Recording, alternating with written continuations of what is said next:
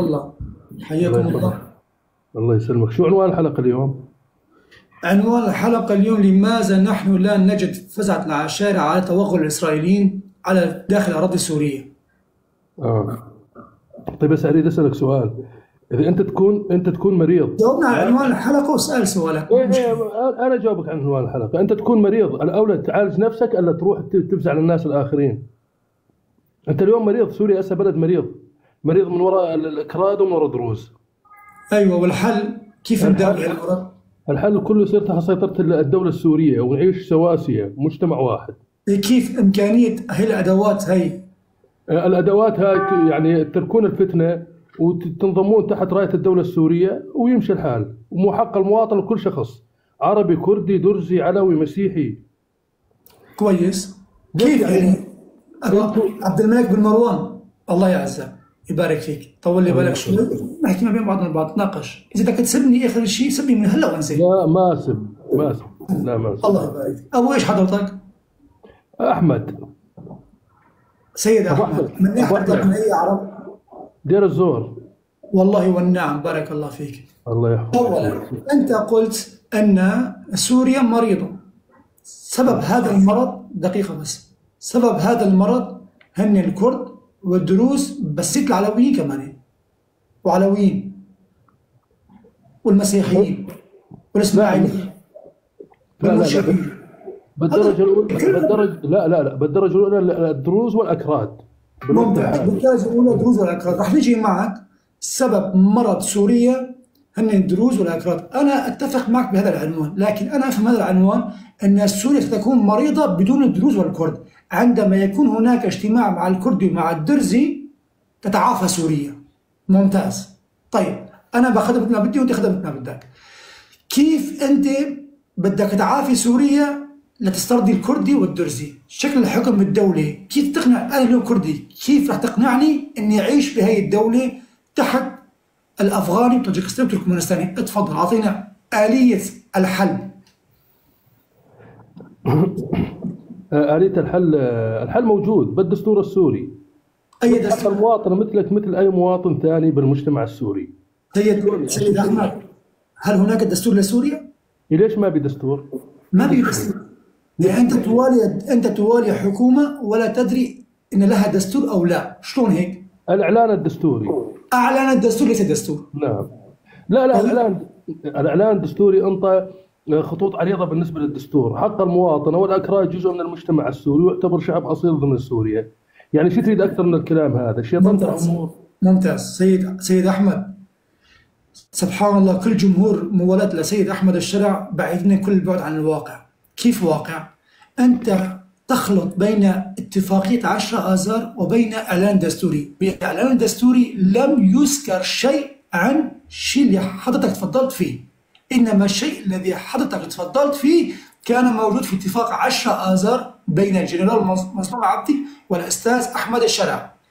الأستاذ أحمد الشرع لم يحترم توقيعه على أن الشعب الكردي جزء أصيل من الدولة السورية، وأن الدولة السورية تتكفل بحقوقهم المواطنة وكافة حقوقهم الدستورية. لم يحترم هذا التوقيع. كيف؟ بإعلان الدستوري، حيث بإعلان الدستوري لم يصرحوا بهذا الكلام أبدا نهائيا، لم يكتبوه. طيب أخوي أنت دقيقة، هسه أنت اليوم بالحسكة قلعة الأكراد وأكثر شيء موجودين أخوتنا الكرد. خلينا بالإعلان الدستوري. الله إيه؟ إيه؟ أنت اليوم ما شكل بالحسكة 20%. أنت بأي حق تريد تجر منطقة ذات غالبية عربية إذا أنت تكون تريد تحشي بالديمقراطية؟ بأي حق تريد تجرها؟ وروح اعمل استفتاء ونكون واقعيين وأنت تعرف الصحيح.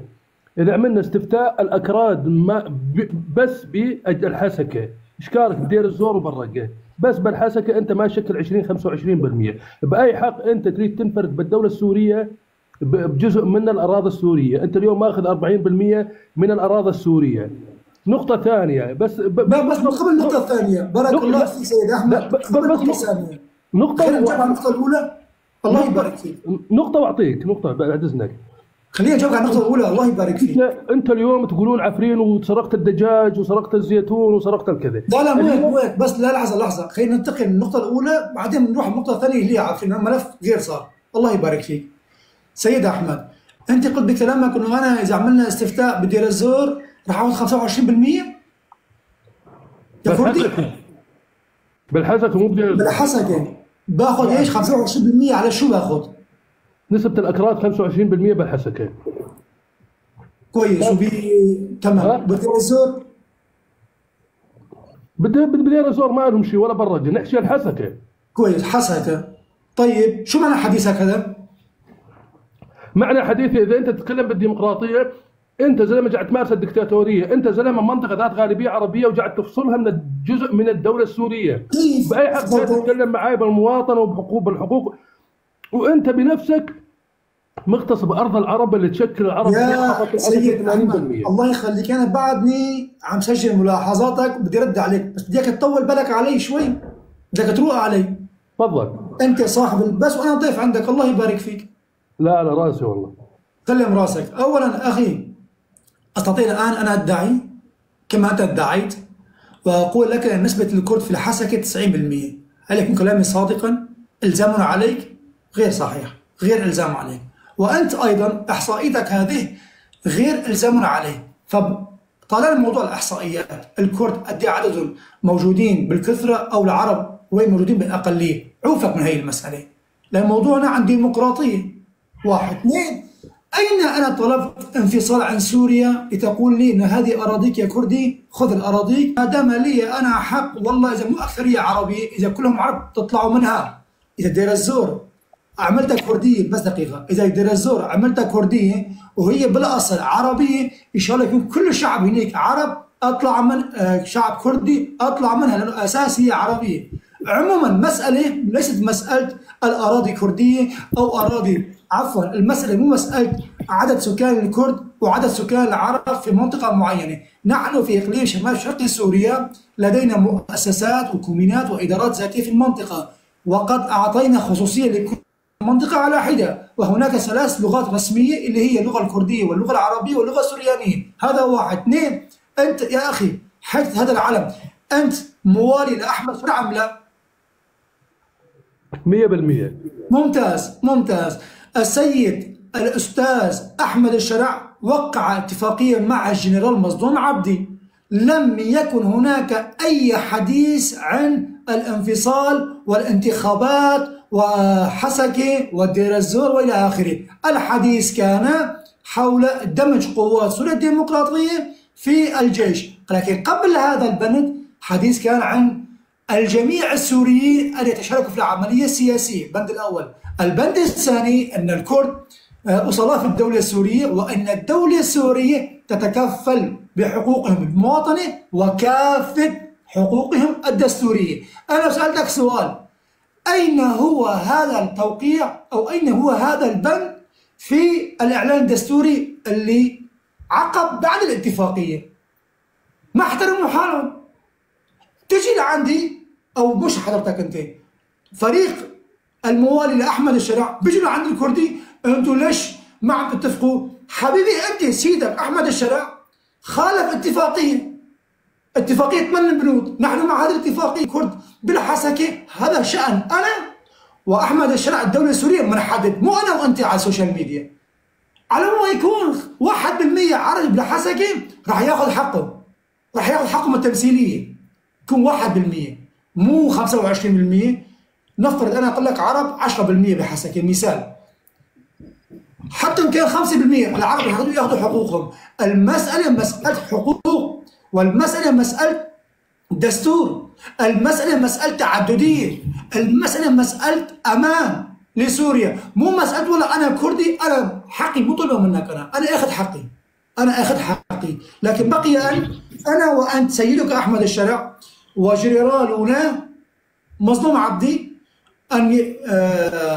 أن يذهبوا بهذا الاتفاق إلى الضوء الأمن للشعب السوري. ليش تطلعوا انتم على الشاشات على التلفزيونات او على لايفات بتقولوا انتم ما عم تطبقوا، هذاك لك انت ما عم تطبق. امريكا احمد الشرع ما بيعرف حسكه، هي الاحصائيات الخرندعيه تطلعوا منها. اذا نحن على احصاء اممي لعدد الشعب الكردي في سوريا، انا بقول لك فوق 9 مليون كردي بيطلع اصولهم. طيب لكن نحن بمعزل عن هذا النقاش، حديثنا اليوم عن دستور. لماذا هذه الحكومه لا تحترم نفسها؟ انت مو مع الكردي؟ طيب الكرد لديهم ممثلين. قد شكل مؤتمرا في قامشلو وفدا كرديا هو المعني بحل القضية الكردية في دمشق في العاصمة. اتفضل يا سيد أحمد الشرع، اجلس مع الوفد الكردي وتباحث عن هذه المسألة. إذا الكردي بده انفصال قل له ما في انفصال. إذا الكردي بده فيدرالية وما بدك فيدرالية قل يا أخي سوريا لا تقبل فيدرالية. إذا الكردي بده لا مركزي يا أخي غير ما تتناقشوا ببعضكم البعض كوفد كردي. مظبوط ولا لا؟ مثل أنا وأنت عم نتناقش. قوات سوريا الديمقراطية تراهن على الوقت وجعلت تراوغ بالاتفاق. لا الدولة السورية ليش ما يندمج مع الدولة السورية؟ هو يراوغون ويراهنون على الوقت ويحاولوا يحشدون. مين رفض اجتماع باريس؟ أمس قريت الأخبار؟ بس دقيقة، أمس قريت الأخبار؟ الدولة السورية رفضته لأنه كويس ممتاز. الدولة السورية رفضت اجتماع باريس. إذا كنت أنت عم تقول عم تراهن على الوقت وبدها الوقت، لا تعطيني الوقت، اجتمع معي. أنت بغبائك عم تعطيني وقت، بالعكس الزمني تعال على اجتماعات. بس سؤال امتى الدرزي ناصر القضيه الكرديه؟ الدرزي بحياته ما ناصر. اليوم العربي اقرب للكردي من الدرزي. امتى الدرزي ناصر القضيه الكرديه؟ ليش انتم تتعاطفون مع دروز ومع العلم انه هم لكن الدروز ما حملوا ب 2004 صار شبيح عن بشار الاسد وهجموا على الكرد. انطيني شوي بعد اذنك. اتحدى تحدي اذا الدرزي بحياته ناصر القضيه الاكراد اقرب لنا من الدروز. اقرب لكم. ليش تروح سيد احمد؟ دقيقة أنا متعايش مع الأكراد وعارف الأكراد، بالعكس أنا أحب منك سيد أحمد. بس أنا كنت تأخذون دروز على إخوتكم العرب. إحنا وياكم مندمجين أكثر مع بعض، وإحنا وياكم نعتبر شعب واحد وقريبين لبعض. سيد أحمد كلام طيب. قد إيه عمرك العمر كله إن شاء الله؟ عمري 42 سنة. ما شاء الله العمر كله إن شاء الله. ربي يحميك ويحفظك ويخليك أولادك. الدروز صح جغرافيا كانوا بعيدين عنا، جغرافيا بعيدين عنا، وأنتم يعني جيراننا كنتوا قريبين علينا بالجغرافيا من حيث الجغرافيا نتحدث. الدروز ما شبحوا لبشار الأسد وضربوا الكرد ب 2004. أكبر شبيحة دروز، نصهم شبيحة لبشار الأسد. حبيبي بس الأكراد هم ما شبحوا البشار، أما دروز كانوا شبيحة بجيش بشار. حبيبي سيد أحمد افهمني الله يخليك افهمني. الدروز نحن الآن على القضية الكردية ورح نجي نشوف مين شبح لبشار الأسد. مواقع موجودة وعقولنا بعدها بمكانها. طيب أدمغتنا بعدها موجودة في مكانها براسنا، يعني أنت ولا أنا ولا الناس الموجودين. أولا في 2004 عندما انتفض الكرد ضد بشار الأسد وأسقطوا تمثال حافظ الأسد بقامشلو، الدروز لم يشبحوا باسم العشائر على بشار الأسد وضربوا الكرد. هناك غيرهم من شبحوا لبشار الأسد باسم العشائر ضد الكرد.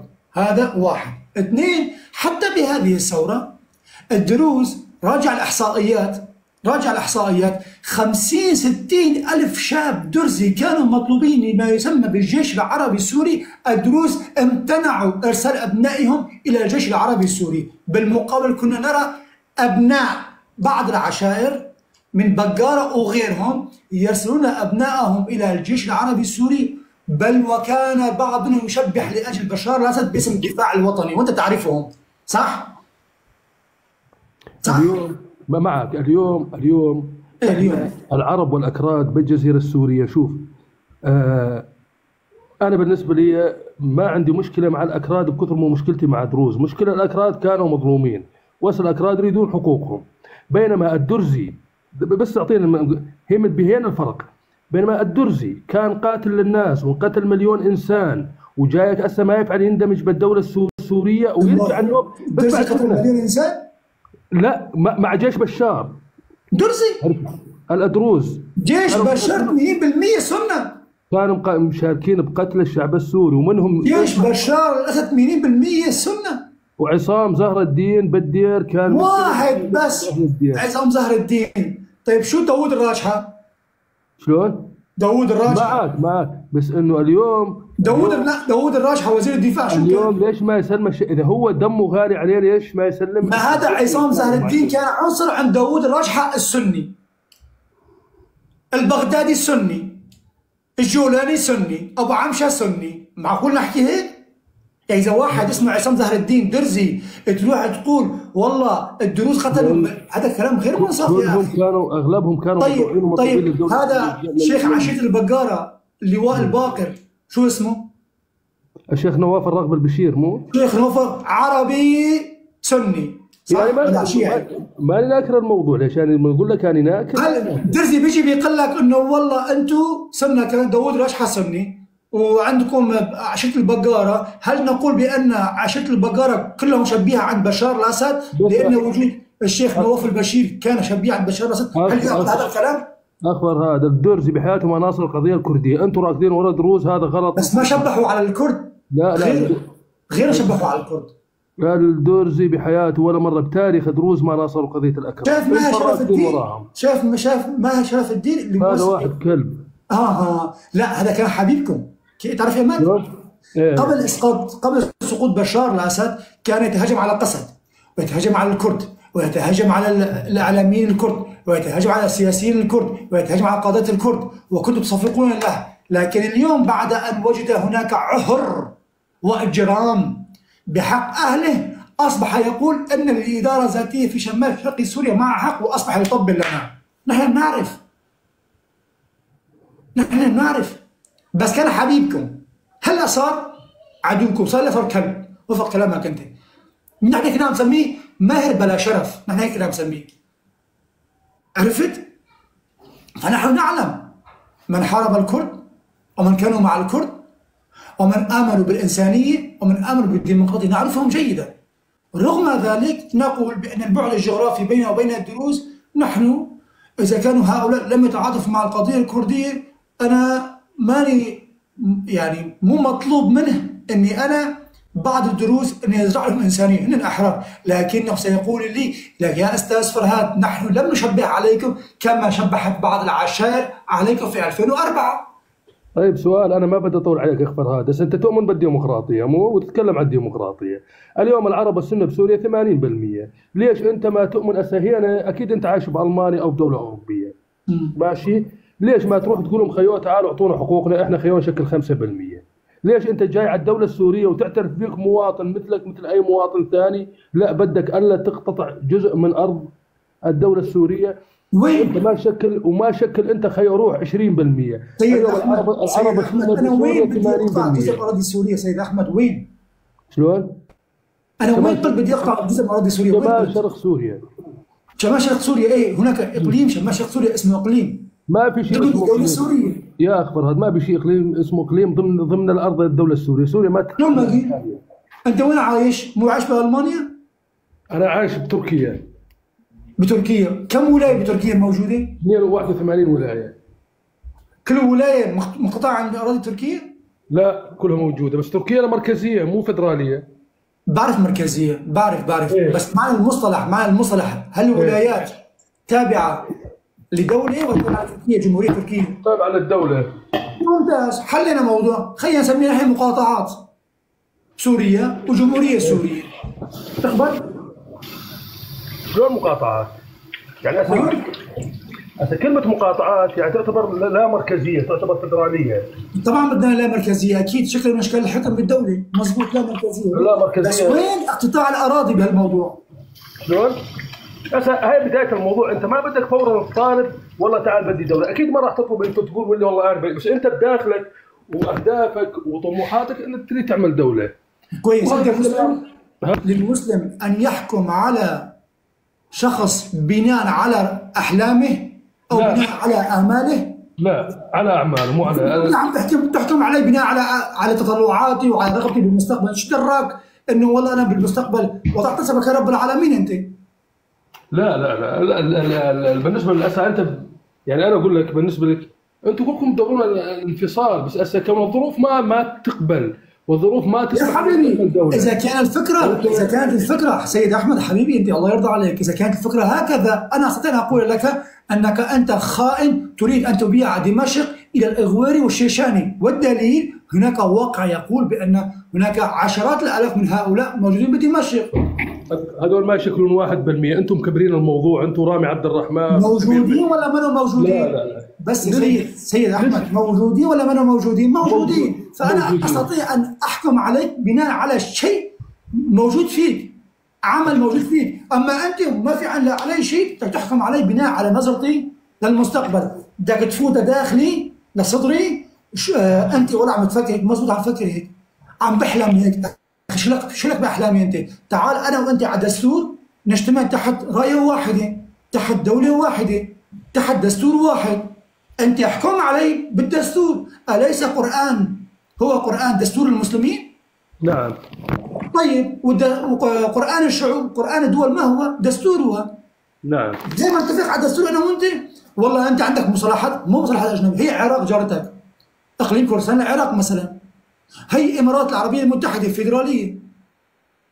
الامارات ما عندك انت نظام مركزي بشو اسمه بلبنان جارتك. لبنان بس مثال، انطينا الامارات، انطينا لبنان مثال. يعني نقول الامارات اسعى الامارات. شو بتشكي امارات؟ شو بتشكي امارات؟ لا بس الامارات متطوره، بس انت لا تقيس لي بلبنان، لبنان بلد منهك. ممتاز. نحن نقول بأن الدولة المركزية لا تزيد إلا شرخا بين المجتمع السوري، اللامركزية تحافظ على وحدة الأراضي السورية. يا أخي ما أنا نفسك أنت ما حكيت من شوي، شو حكيت؟ أنت قلت الكرد 25% من الحسكة مثال، أنت قلت هيك، مع أنه نحن لم نسلم لك بهذه الإحصائية. طيب أنا أهل الدير الزور كمان لهم الحق بأن يحكموا، بأن يديروا، مش يحكموا، بأن يديروا منطقتهم بأنفسهم. شو اللي أنا يجيني تعيين من دمشق ويجيب لي واحد من اللاذقية يحطوه محافظ على الدير الزور؟ كيف هيك؟ أنا ابن كوباني مثلا، طيب أنا والله يجي يكون مدير العام بكوباني أو مدير الأمن واحد من حمص، إيش دخل هذا والله يدير منطقتي؟ وأنا كمان نفس الأمر، واحد من حمص يحطوه محافظ حمص واحد كردي، إيش لي أنا شو بدي بحمص أنا؟ لا من الدير بده يكون واحد من الدير، الحمص بده يكون واحد من الحمص. معك احنا مو هاي ما لها علاقه باللامركزيه، النقطه هاي لا مركزيه، هي لا مركزيه، هي احدى شوف هاي احدى امور اللي تتعلق باللامركزيه. نجي بعد هلا نجي بعد تعرف المشكله شنو؟ المشكله قصد تريد تندمج ككتله واحده، النقطه وين؟ واحنا الكلام هذا توافق عليه الدوله السوريه انه ونحن ما نقبل نظام الجيش منو معروف قرعه راس بيو منين، واحد شيشاني واحد ايغوري نضل نسوي الافراد. ما بدي اضل نسوي الافراد، انا ما بدي نضل نسوي الافراد يا اخي، ما بدي نضل هذا الجيش اللي فيه ايغوري وشيشاني وباكستاني وطاجكستاني وكل واحد مربي لي لحيه الشيطان، مربي لي اياها هيك وحاف شواربه وجاي والله بيعلمني امور انا بعيد عنها يا اخي. اما كقصد قوة وطنية سورية مكونة من أبناء هذه المنطقة من العرب والسوريين والآشور، نعم أنضم لها، وهذه القصة تكون هي تابعة لوزارة الدفاع، لكن لها خصوصية بهذه المنطقة.